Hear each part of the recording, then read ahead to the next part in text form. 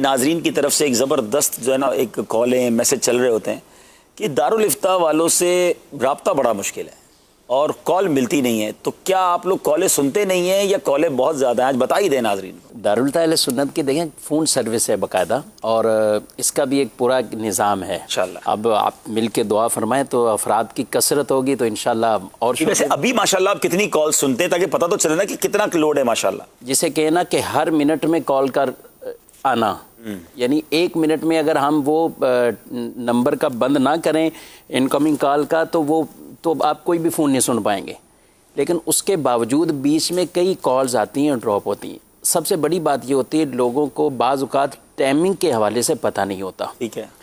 और वो कोई असर के बाद मिला रहा है, कोई रात। अब आपने सिलसिला किया, रात में बताया किसी सिलसिले में दारुल इफ्ता के इस नंबर पे रब्ता करें तो अब वो यही कहेंगे ठीक है भैया इस नंबर पे हम पूछ लेते हैं। लेकिन उसको पूरा कोई भी नहीं पड़ेगा ना कि ये टाइम सुबह 10 बजे से लेकर स्क्रीन पर आ गया है। तो ये एक ही नंबर है या एक ही बंदा सुन रहा होता है? हमारे 3 नंबर हैं और तीनों अलग अलग सुनने वाले। ठीक है। हर घंटे बाद तकरीबन सुनने वाले भी चेंज होते हैं। अच्छा। कॉल डाइवर्ट होती है मुख्तलिफ, वो भले दूसरे दारुल इफ्ता में है या लाहौर में है, सरगोदा में है और रावलपिंडी में, हैदराबाद और फैसलाबाद, कराची में दारुल इफ्ता है। तो कॉल्स तो आ रही होती है लेकिन इनके टाइमिंग बाज़ औक़ात किसी को पता नहीं होते, जिसकी वजह से वो बेचारे वाकई ही परेशान होते हैं। मुझसे जो भी पूछता है मैं उसको पहली बात ये भी उससे कहता हूँ कि फ़ोन किस टाइम किया आपने। अब जब उससे टाइम पूछते हैं तो वो वाकई कोई असर के बाद, कोई मगरिब के बाद या कोई इस तरह के ही बता रहे होते। हाँ, बस औक़ात नो डाउट इसका भी इशू होता है कि बहुत सी कॉल जो है वो इन्हीं औक़ात में हो, अब वो वक्फे के टाइम हो या बसा औक़ात किसी और मसरूफियत की वजह से भी नहीं सुन पाए। लेकिन ऐसा नहीं होता। रोज़ाना तकरीबन हमारे यहाँ जो एक रिकॉर्डिंग सिस्टम है बाकायदा 300 तो हमें रिसीव होती है उस पर एक तरह की कि जो कॉल रिसीव हुई हैं जिनको जवाब दिए हुए हैं। महीने की हज़ारों कॉल्स आप सुनते हैं? बिल्कुल। तहरीरी फतवा इसके अलावा है, व्हाट्सएप हमारे यहाँ रिकॉर्ड का जो है तकरीबन 10,000 से ज़ायद जवाबात हैं जिनमें 500 से 600 तहरीरी प्रिंट की सूरत में फतवाजात जो जारी होते हैं।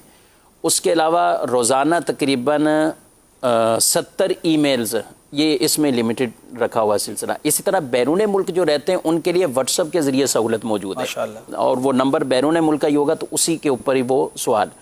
तो इसके ऊपर अलग से 10 अफराद हैं कि जो इनके तकरीबन जवाबात लिखते हैं और फिर इनकी चेकिंग है जवाबात की, फिर वो उनके सीनियर आगे चेक करते हैं। बताना मकसूद जो ये था कि जो लोग शिकवा करते हैं कि माशाल्लाह रुजू इतने लोगों का है तो उतने ही जितना स्टाफ है वो लोग जवाब देते हैं और हज़ारों की तादाद में जवाब दे रहे हैं, मगर फिर भी एक अनार और 100 बीमार तो सुना था यहाँ तो माशाल्लाह। साथ नाजरीन से भी एक इल्तिमास गुजारिश है, बाज़ ऐसे होते हैं सवालात को वाकई अहम और अपनी ज़रूरत के होते हैं।